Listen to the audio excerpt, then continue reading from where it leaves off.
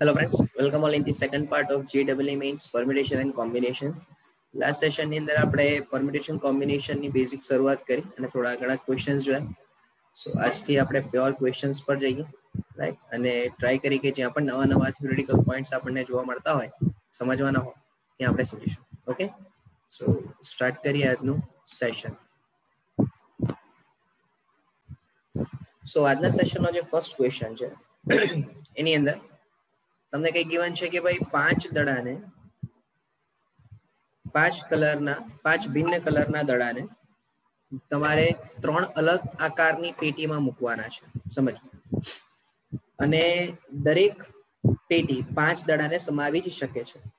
તો દડાને કેટલી રીતે ગોઠવી શકાય કે જેથી એક પણ પેટી ખાલી ના હોય. સવાલ બહુ સિમ્પલ છે, સમજવા લાયક જેવો એવો છે કે ધારો કે આપણી પાસે પાંચ ભિન્ન કલરના દડા છે, બરાબર, અને તમારી પાસે ત્રણ પેટી છે, પહેલી, બીજી અને ત્રીજી. હવે સમજી લો કે અહીંયા પાંચે પાંચ દડા અલગ અલગ છે, બરાબર, અને તમારે એવી રીતે ગોઠવવાનું કે જેથી એક પણ પેટી ખાલી ના રહે અને બધા જ દડાને તમારે ગોઠવી દેવાના છે. તો એમ કહું તો ચાલે ને કે ભાઈ પહેલી પેટીમાં હું એક દડો મૂકું, બીજી પેટીમાં હું એક દડો મૂકું અને ત્રીજી પેટીમાં કમ્પલસરી મારે ત્રણ દડા મૂકવા જ પડે, બરાબર. સેમ વે ધારો કે કોઈ એમ કે સર હવે અંદર અંદર ગોઠવણી કરીએ, બરાબર, તો એ આપણે સમજી લઈશું, સમજો. એટલે આ જ પ્રક્રિયા મલ્ટીપ્લાય બાય 3. ઓકે, અચ્છા, એવું કોઈ એમ કે ને કે સર કે આમાં બે મૂકીએ, આમાં બે મૂકીએ ને આમાં એક મૂકીએ તો પણ પાંચ થઈ ગયા. એટલે અત્યારે પોસિબિલિટી શું છે કે આ બે જ ડિફરન્ટ કન્ડિશન્સ તમારી પાસે આવશે. એટલે કે ક્યાં તો કોઈ એક બોક્સમાં એક દડો જશે, બીજા બોક્સમાં એક દડો જશે અને ત્રીજા બોક્સમાં કમ્પલસરી ત્રણ દડા જશે, બરાબર.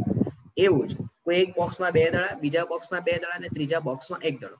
આ બે અલગ કન્ડિશન સિવાય બીજી કોઈ ગોઠવણીની કન્ડિશન આવવાની નથી. હા, પછી આ જે 113 છે એને તમે મલ્ટીપ્લાય કરો એટલે કે તમે ચેક કરો તો એવી તમને ત્રણ કન્ડિશન મળશે, બરાબર, વિથ ત્રણ ડિફરન્ટ કન્ડિશન્સ. ત્રણ ડિફરન્ટ કન્ડિશન્સ કઈ? તો કે ભાઈ પહેલી પેટીમાં એક છે, બીજી બોક્સમાં એક છે અને ત્રીજા બોક્સમાં એક છે, બરાબર. તો એવું જ ઓલ્ટરનેટ પણ થઈ શકે, એવું જ આ પણ વિથ થ્રી ડિફરન્ટ કન્ડિશન્સ, બરાબર. તો આપણે સૌથી પહેલું શું વિચારીએ તો કે આ એક એક અને ત્રણ ને કેવી રીતે તમે સેટ કરશો? તો ભાઈ સૌથી પહેલું ધ્યાનથી સમજો, જોજો, પાંચમાંથી કોઈ એક દડો પસંદ કર્યો, એવું જ ચારમાંથી કોઈ એક દડો પસંદ કર્યો, તો હવે 3C3 અથવા પાંચમાંથી પહેલા બે દડા પસંદ કર્યા, ત્રણમાંથી બે પસંદ કર્યા અને 1C1. અને આ બધી જ શરત કેટલી વખત? Into 3 times. કેમ ભાઈ? તો કે પહેલી પેટીમાં એક દડો ગોઠવો, બીજી પેટી માટે એક દડો કીધો અને ત્રીજી પેટી માટે ત્રણ દડા. તો એવી જ અંદર અંદર કેટલી રીતે અલગ અલગ શક્યતાઓ થશે? તો કે ત્રણ જ શક્યતાઓ થશે, બરાબર. તો આને તમે ચેક કરી લો તો 5 into 4 અને અહીંયા 10 into 3 તો 3 into 20 plus 30 એટલે 150 તમારો આન્સર આવી જશે, સી. Okay, C. ફરીથી સમજો, હા, આ જે 1 2 3 જે છે, બરાબર, એ મેં ત્રણ બોક્સમાં ગોઠવણી વિચારી. ગોઠવણી કરતા પણ તમે કયા બોક્સમાં કેટલા નંબરના સંખ્યાના દડા મૂકશો તે. હવે આમાં ગોઠવણી આવવાની જ નથી, સીધી પસંદગી જ થશે. કારણ કે એવું નથી થવાનું કે ચલો ભાઈ આજે ત્રણ દડાને તમે ત્રીજા બોક્સમાં મુકાઈને તમે અલગ રીતે ગોઠવવાના નથી. તમારે તો ખાલી પસંદ કરવાના છે, પછી મુકાઈ જશે ઓટોમેટિક. એવી ત્રણ અલગ અલગ શરત. હા, કોઈ એમ થાય કે સર આમાં 3 ફેક્ટોરિયલ લઈએ, તમારે લેવો હોય તો લઈ શકાય 3 ફેક્ટોરિયલ, મને પ્રોબ્લેમ નથી બેઝિકલી. પણ 3 ફેક્ટોરિયલમાં આ એક એક વાળી તો સેમ કન્ડિશન જ છે, તો ડિવાઇડેડ બાય 2 ફેક્ટોરિયલ કરો, સમજો. 3 ફેક્ટોરિયલ બાય 2 ફેક્ટોરિયલ કરો એટલે છેલ્લે તો પાછો આન્સર કેટલો થવાનો? તમારો 3 જ થવાનો છે. ઓકે, ચાલો નેક્સ્ટ. જો આપણે શરૂઆતના સેશનમાં જેવી ચર્ચા કરેલી કે આની અંદર માત્ર ક્રમચય પર આધારિત ક્વેશ્ચન હોય, માત્ર સંચય પર આધારિત ક્વેશ્ચન હોય, કોમ્બિનેશન હોય, અને એના સિવાય જે મેઇન જે JEE point of different theories છે એના ક્વેશ્ચન્સ આપણે જોઈશું, રાઈટ. તો એક જનરલ ક્વેશ્ચન છે, જુઓ કે તમને એવું કીધું છે કે 0 1 2 3 અને 4, 0 1 2 3 4 અને 5 નો ઉપયોગ કરીને પાંચ આંકડાની સંખ્યા બનાવવાની કે જે ત્રણ વડે વિભાજ્ય હોય, પુનરાવર્તન વગર. હવે આપણને સૌથી પહેલું એવું ખબર જ હોય કે ત્રણ વડે વિભાજ્ય સંખ્યાની શરત શું હોય? તો કે બધા જ અંકોનો સરવાળો, બધા જ અંકોનો સરવાળો 3 વડે વિભાજ્ય થાય. બરાબર. જો આ શરત મળતી હોય તો તમે એવું કહી શકો કે એ સંખ્યા 3 થી વિભાજ્ય છે. હવે તમે ઓબ્ઝર્વ કરો તો તમારી પાસે અહીંયા ટોટલ 6 અંક છે. તો અહીંયા આપણે પહેલા ગ્રુપ બનાવી લઈએ કે જેમાં 5 અંક હોય અને એ 5 અંકોનો સરવાળો 3 થી વિભાજ્ય થાય. તો સીધું જ છે કે ભાઈ 5 ને 4 9, 9 ને 3 12 ને 3 15, એટલે પહેલા ગ્રુપમાં તમે 1 2 3 4 અને 5 વિચારો. તથા એવું જ બીજું ગ્રુપ 0 1 2 4 અને 5 વિચારો. તો પણ 5 ને 4 9, 9 ને 3 12. આ સિવાય હવે તમને કોઈ એવી પોસિબિલિટી મળવાની ચેક કરીએ કે જેમાં 5 અંક હોય અને સરવાળો 3 થી વિભાજ્ય હોય. બરાબર. અહીંયા જે આ 5 અંક આપણે લીધા એનો સરવાળો 15 થાય છે. અહીંયા જે આપણે 5 અંક લીધા એનો સરવાળો 12 થાય છે. સમજો. હવે સીધી વસ્તુ છે કે જ્યારે કોઈ સરવાળો 3 ના ગુણાંકમાં હોવો જોઈએ તો 12 15 પછી સીધો સરવાળો 18 જ શક્ય બનશે. પણ 18 થવા માટેની પોસિબિલિટી તો છે નહીં. પછી 15 12 કરતા નાનું એટલે 9 વિચારો. તો અહીંયા સરવાળો 9 પણ શક્ય નથી. તમે ચેક કરો. હા શક્ય છે. સો કોઈ કે સર 5 ને 4 9, પણ ભાઈ તને 5 અંક જોઈએ. તો આ બે સેટ સિવાય બીજી કોઈ પોસિબિલિટી ઊભી થવાની નથી. હવે ખાસ ધ્યાન, જ્યારે આ 5 અંકોનો ઉપયોગ કરશો ત્યારે કુલ સંખ્યા 5 ફેક્ટોરિયલ જ થવાની, એટલે 120. બરાબર. પણ જ્યારે તમે અહીંયા આવશો તો અહીંયા જે આ 1 2 3 4 અને 5, તો એમાં તમે કમ્પલસરી અહીંયા 0 ગોઠવી શકવાના નથી. એટલે તમારી પાસે 4 રીતે જ ગોઠવણી થશે. અને અહીંયા બાકીના જે 4 સ્થાન બચે છે એમાં 4 ફેક્ટોરિયલ. બરાબર. એટલે 4 ગુણ્યા 4 ફેક્ટોરિયલ એટલે 24 ચોક 96. તો માટે કુલ સંખ્યા કેટલી બનશે? તો કે 120 વત્તા 96 એટલે 216. બરાબર. હવે જો આ એક બેઝિક પોઈન્ટ થયો. હવે આમાં કોઈ પણ પ્રકારના વેરિએશન્સ આવી શકે. તમને એવું કે ભાઈ નંબર બદલી નાખે, 0 1 2 3 4 5 ને બદલે કોઈ અલગ સંખ્યાઓ આપી દે, 6 7 8 9 10, 6 7 8 9 અને 1 2 3 આપી દે ધારો કે. બરાબર. ને એના પરથી 3 વડે વિભાજ્ય સંખ્યા પૂછે, કોઈ 5 વડે વિભાજ્ય સંખ્યા પૂછે, બરાબર, 7 વડે વિભાજ્ય સંખ્યા પણ પૂછે. તો આમાં વેરિએશન્સ કોઈ પણ આવી શકશે. ઓકે. બટ બેઝિક કન્સેપ્ટ શું થયો? તો કે સંખ્યા કોના વડે વિભાજ્ય છે એના માટેની શરત તમને ખબર હોવી જોઈએ. ચાલો જો. હવે એવું કહે છે કે 2 સ્ત્રી અને કેટલાક પુરુષો એક ચેસ સ્પર્ધામાં ભાગ લે છે, જેમાં દરેક ખેલાડી એકબીજા સાથે 2 રમત રમે છે. સૌથી અગત્યનું 2 રમત રમે છે. જો પુરુષો એકબીજા સાથે રમાયેલી રમતની સંખ્યા પુરુષ અને સ્ત્રી વચ્ચે રમાયેલી રમતની સંખ્યા કરતા 66 વધારે હોય તો પુરુષોની સંખ્યા ખાલી જગ્યા અંતરાલમાં હશે. હવે સૌથી પહેલું અહીંયા શું કરીએ આપણે ધારી લઈએ કે ભાઈ ધારો કે પુરુષની સંખ્યા બરાબર n. હવે તમે સૌથી પહેલા એ વિચારો કે ચેસની રમત રમવા માટે કેટલા વ્યક્તિની જરૂર પડે? તો કે 2. તો આપણે એક કામ કરીએ કે પુરુષો વચ્ચે રમાયેલી ચેસની સંખ્યા કેટલી? પુરુષો વચ્ચે રમાયેલી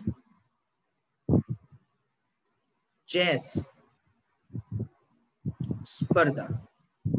બરાબર. હવે આપણે ત્યારે નક્કી કર્યું કે n પુરુષોમાંથી તમારે કમ્પલસરી 2 પુરુષોને સિલેક્ટ કરવા પડશે, ત્યારે ટોટલ નંબર ઓફ કોમ્પિટિશન્સ થશે.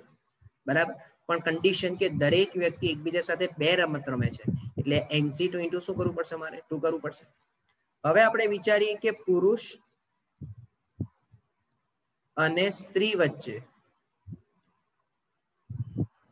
રમાયેલી ચેસ સ્પર્ધા. તો ભાઈ આને માટે મારે n માંથી એક પુરુષ જોઈએ અને 2 માંથી એક સ્ત્રી જોઈએ. બરાબર છે. કારણ કે તો જ 2 વ્યક્તિઓની પસંદગી થશે. અને આના પણ ઇન્ટુ શું થઈ જશે ભાઈ? 2 થઈ જશે.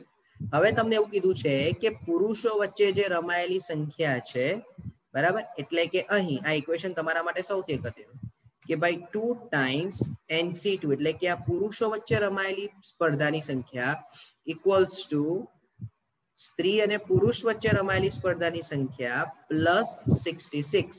તો તમને અહીંયા સ્ટેટમેન્ટ જે આપ્યું છે તે સમજમાં આવશે ને? જોજો કે પુરુષ એકબીજા સાથે રમાયેલી રમતની સંખ્યા એ પુરુષ અને સ્ત્રી વચ્ચે રમાયેલ રમતની સંખ્યા કરતા 66 વધારે છે. બરાબર. બસ તો હવે તમારે સિમ્પલી આ ઇક્વેશન સોલ્વ કરી દેવાનું. તો અહીંયા n -1/2 બે કેન્સલ, તો અહીંયા 2n પ્લસ 33 થઈ જશે. તો n square minus n is equals to 4n plus again 66.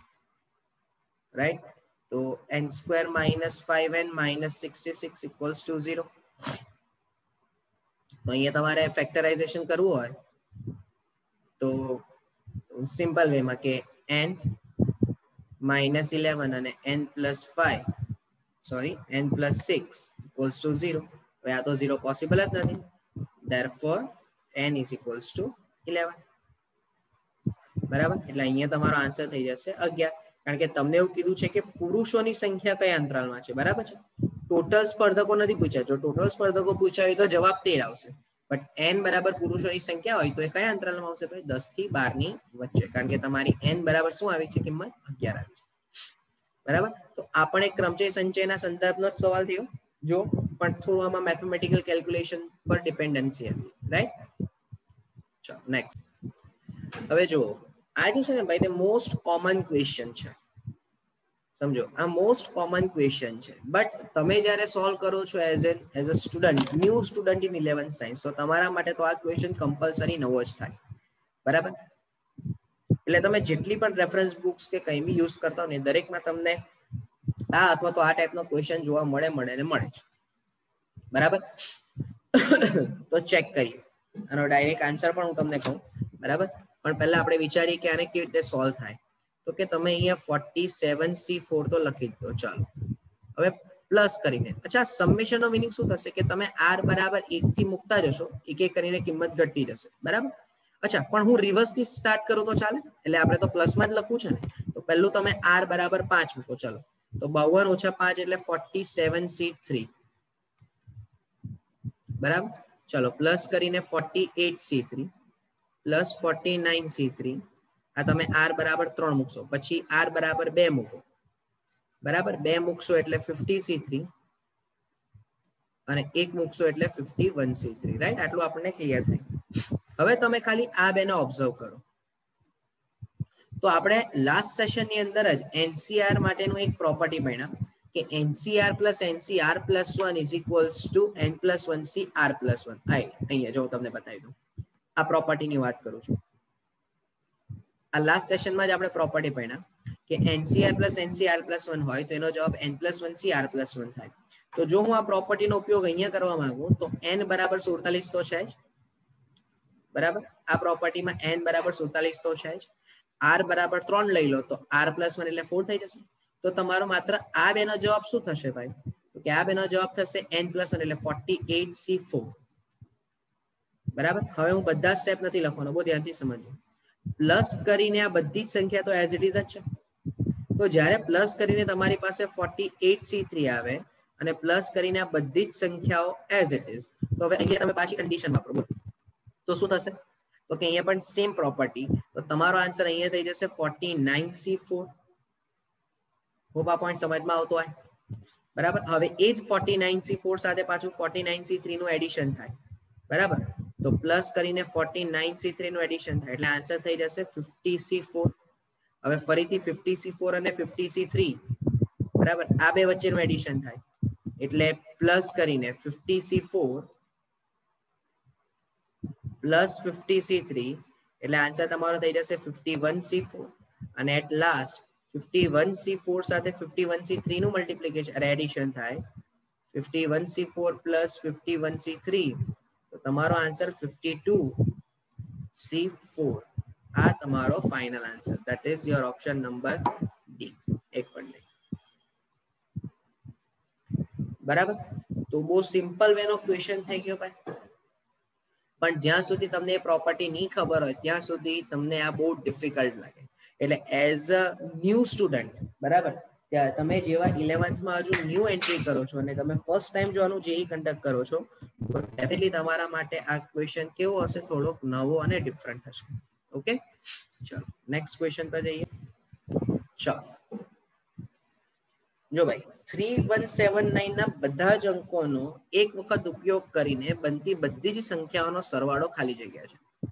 હવે જો આને માટે હું તમને સીધું સૂત્ર પણ આપી શકું છું, ડાયરેક્ટ ઇક્વેશન પણ છે. પહેલા આપણે ડાયરેક્ટ સૂત્ર જોઈએ, બહુ ધ્યાનથી સમજજો કે શરત શું હોવી જોઈએ. પહેલા તો કન્ડિશન એવી જોઈએ કે બધા જ અંકોનો ઉપયોગ કરવાનો અને એમાં પણ એક જ વખત, એટલે પુનરાવર્તન વગર. એટલે ધારો કે 3179 તો 3791 અથવા તો 3719, આવી જેટલી પણ સંખ્યાઓ બનશે, કેટલી સંખ્યાઓ બનશે? તો કે 4 અંક છે એટલે 4 ફેક્ટોરિયલ બરાબર 24 સંખ્યાઓ બનશે.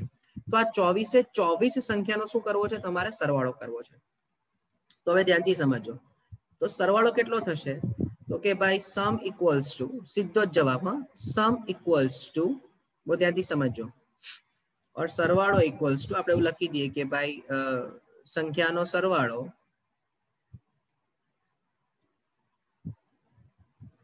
બરાબર sum of all digits into n-1 factorial into 1 1 1 1 1 dot up to n times. એટલે સર ખબર નહીં પડી, ચાલ તું ચેક કર. સમ ઓફ ઓલ ડિજિટ્સ એટલે 3 વત્તા 1 વત્તા 7 વત્તા 9, બરાબર, આ બધાનો સરવાળો આવી ગયો. હવે ટોટલ કેટલા અંક હતા, 4 અંક હતા, તો અહીંયા થઈ જશે 4 - 1 ફેક્ટોરિયલ, અને અહીંયા 1 1 1 1 કેટલી વખત લખ્યું ભાઈ મેં, 4 વખત લખ્યું. કેમ, કારણ કે કેટલી વખત એક એક આવશે, n ટાઈમ્સ, n એટલે અંકોની સંખ્યા. બસ, તો હવે શોધી લો કે ભાઈ આ 9 ને 1 10 ને 3 7 ને 3 10 એટલે અહીંયા 20, આ 4 ઓછા 1 એટલે 3 ફેક્ટોરિયલ એટલે 6, અને અહીંયા 1 1 1 સીધો જવાબ, તો આ ફાઇનલ આન્સર થઈ જશે 13 33 અને 20. તમારે બસ આ કેલ્ક્યુલેશન કરવાનું, આ સિમ્પલ એનું લોજિક થઈ ગયું. હવે જો આ ઇક્વેશન યાદ નથી રહેતું, સર ઇક્વેશન નથી યાદ રહેતું, નહીં યાદ રહ્યું તો શું કરીએ, તો જો હું તમને બહુ ફંડામેન્ટલ મિનિંગ સમજાવવાનું, ધારો કે કોઈને ઇક્વેશન યાદ નથી રહેતું, બરાબર, તો હું એક્ઝામ્પલ આપવા માટે એકદમ નાનું એક્ઝામ્પલ લઉં. હું એમ કહું કે ભાઈ 1 2 અને 3, બરાબર, હું એમ કહું કે આ 123 માંથી ટોટલ કેટલી સંખ્યાઓ બને, તો કે 6 સંખ્યાઓ બને. બહુ ધ્યાનથી સમજો, હા, 132 231 213 312 321, બરાબર, આ 6 સંખ્યાઓ બને. અચ્છા, બધી જ સંખ્યાઓને લખવું હોય તો કેવી રીતે લખાય, હું આમ લખી શકું ભાઈ 100 + 20 + 3 100 + 30 + 2, પછી 200 + 30 + 1, પછી 200 + 10 + 3, પછી 300 + 20 + 1, અને 300 + 10 + 2. બોલો, આટલું ગુજરાત ભાષામાં ખબર પડે ને, જો આ એક્ઝામ્પલ સમજમાં આવશે ને ભાઈ, તો આ સૂત્રનો કન્સેપ્ટ પણ સમજમાં આવી જશે. બહુ ધ્યાનથી સમજો. હવે તમે ચેક કરો કે સંખ્યાઓનો સરવાળો મેં કઈ કર્યું જ નથી ભાઈ, મેં 123 132 231 આ બધી સંખ્યાઓને એક વ્યાપક સ્વરૂપે લખી દીધું. હવે તમે જ્યારે એકમના સ્થાન પર સરવાળો કરો તો તમે ઓબ્ઝર્વ કરો કે આ એકમના સ્થાન પર 3 2 વખત આવે છે, 2 પણ 2 વખત આવે છે, અને 1 પણ 2 વખત આવે છે. એટલે તમારી જે ટોટલ સંખ્યા 1 + 2 + 3 જે છે, આ જે સરવાળો છે એ એકમના સ્થાન પર કેટલી વખત રિપીટ થયો, 2 વખત. તો બોલો સરવાળો કેટલો છે, તો કે 3 ને 2 5 ને 1 6, પણ ટોટલ કેટલી વખત રિપીટ થયો, તો કે 2 વખત. એટલે ટોટલ સરવાળો માત્ર ને માત્ર એકમના સ્થાનનો કેટલો થશે, 12 થશે.